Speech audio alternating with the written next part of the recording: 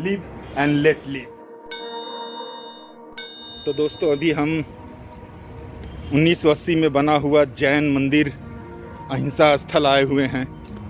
महावीर को कोई नहीं होगा जो इस भारत में नहीं जानता होगा, और जैन धर्म का एक प्रमुख सिद्धांत जिए और जीने दो कि एक शेर और एक गाय एक नाद में खाना खा रहे हैं या पानी पी रहे हैं। Live and let live.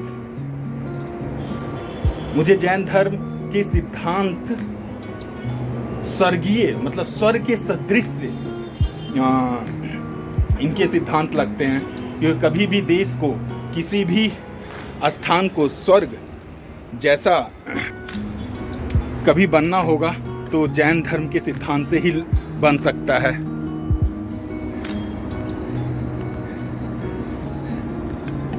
अहिंसा परमो धर्मा का ज्ञान देने वाले महावीर जी, जियो और जीने दो का ज्ञान देने वाले महावीर जी। महावीर जी का जन्म ईसा पूर्व 599 में हुआ था, बिहार के वैशाली में। इनकी माता का नाम त्रिशला और पिताजी का नाम सिद्धार्थ था।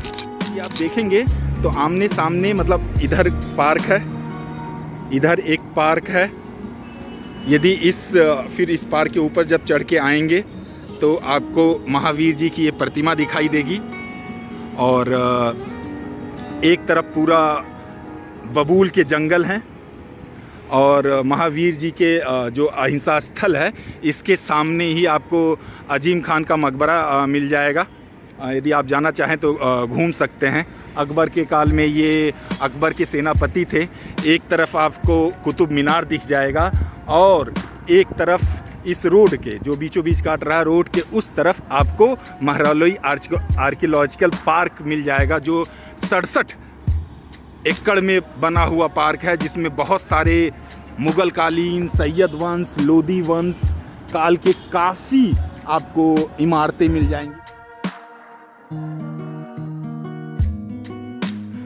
सत्य, अहिंसा, आचार, अपरिग्रह और ब्रह्मचर्य, ये 5 सिद्धांत हैं जैन धर्म के, जिसमें 4 तो इनके पूर्व जो 23वें तीर्थंकर थे पार्श्वनाथ जी, उन्होंने दिए थे।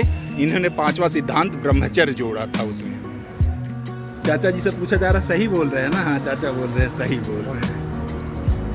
जैन धर्म का ये है कि दुनिया में जितने जीव हैं, जितने भी जिंदा लोग हैं, सबका महत्व बराबर है। ऐसा नहीं कि इंसान कोई बड़ी चीज है, सब बराबर है, मानते हैं। तो इन्हीं का तो सबसे बड़ा ये 2 सिद्धांत है। अहिंसा परमो धर्म, मतलब अहिंसा सबसे बड़ा धर्म है, और जियो और जीने दो। बोला तभी तो शेर और वो वहाँ पे गाय बना हुआ है, इकट्ठा होके पानी पी रहे हैं, खाना खा रहे हैं।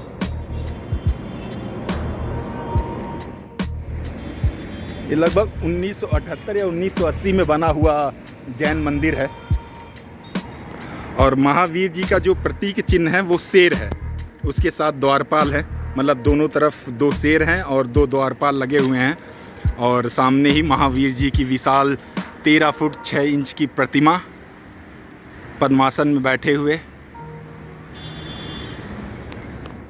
जैन धर्म का जो संबोधन है जय जिनेंद्र, जय जिनेंद्र मतलब होता है महावीर जी की जय। जब महावीर जी 30 साल के थे तो ये 12 साल फिर तपस्या करने चले गए।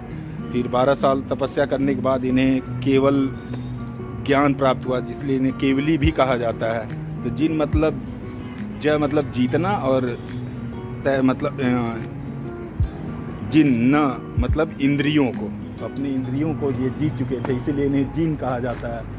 वीर कहा जाने लगा उसके बाद, अतिवीर, महावीर। यह पहले एक चबूतरा है, चबूतरे पे एक कमल बना हुआ है, और कमल पे महावीर जी की ये प्रतिमा आसीन है। ये करकला, भारत में एक जगह है करकला, वहाँ से ये सारे संगमरमर और ये मूर्ति लाई गई थी।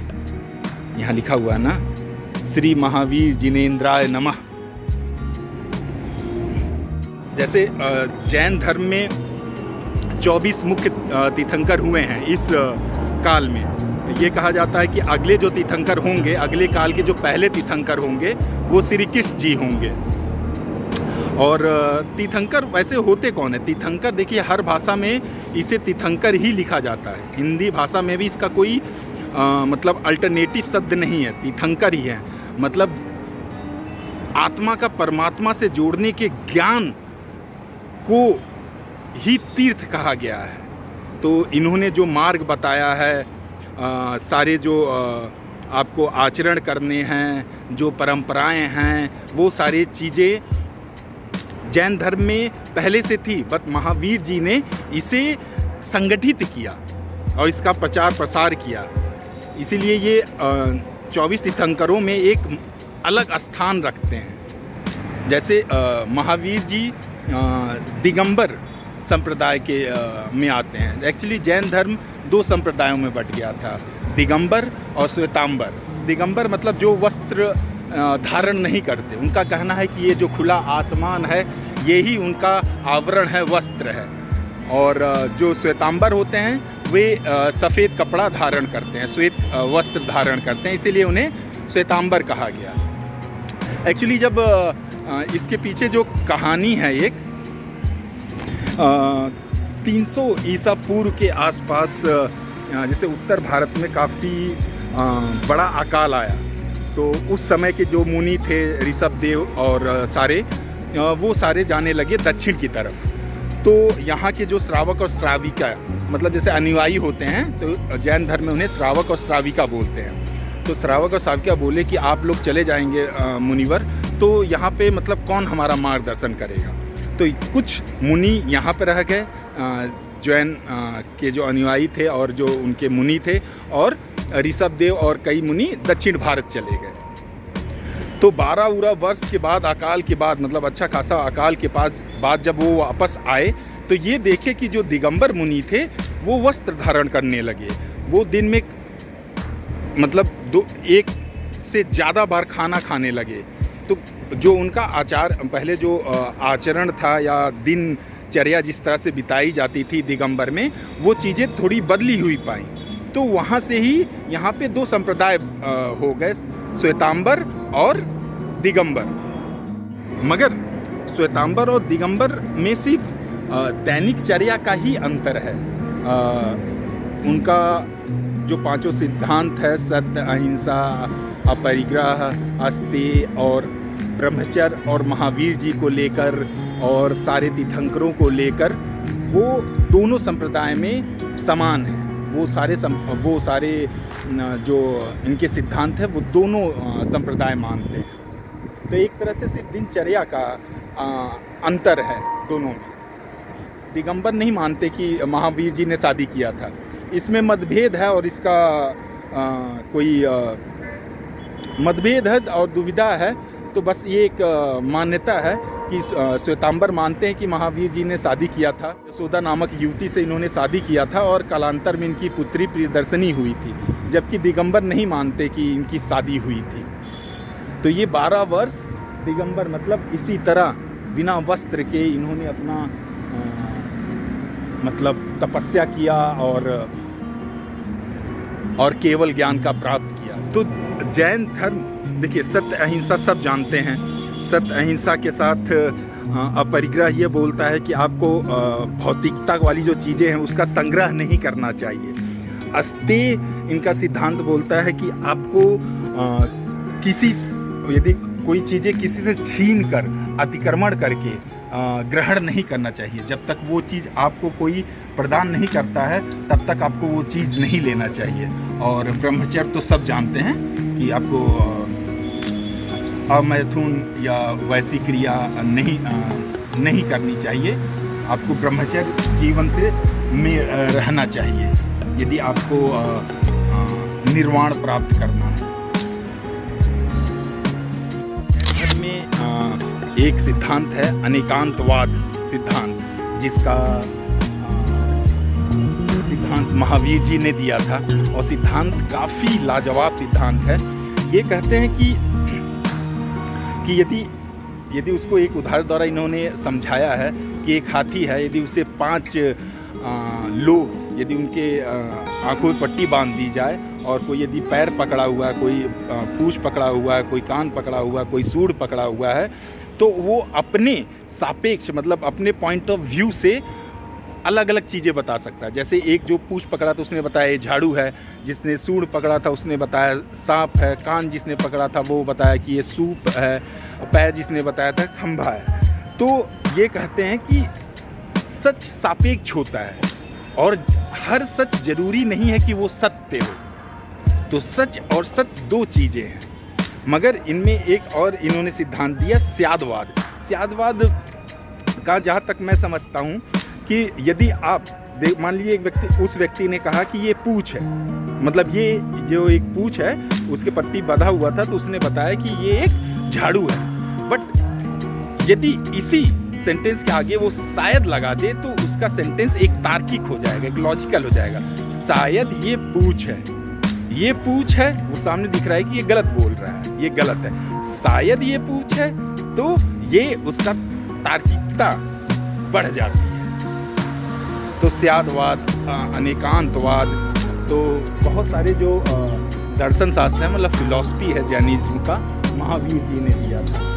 तो आप यहाँ पर आके एक सुकून का पल बिता सकते हैं। काफ़ी धूप में ना आए क्योंकि सफ़ेद मार्बल लगे हुए हैं, तो थोड़ा सा पैर जलेगा। सुबह आए, शांति का एहसास करें यहाँ पे।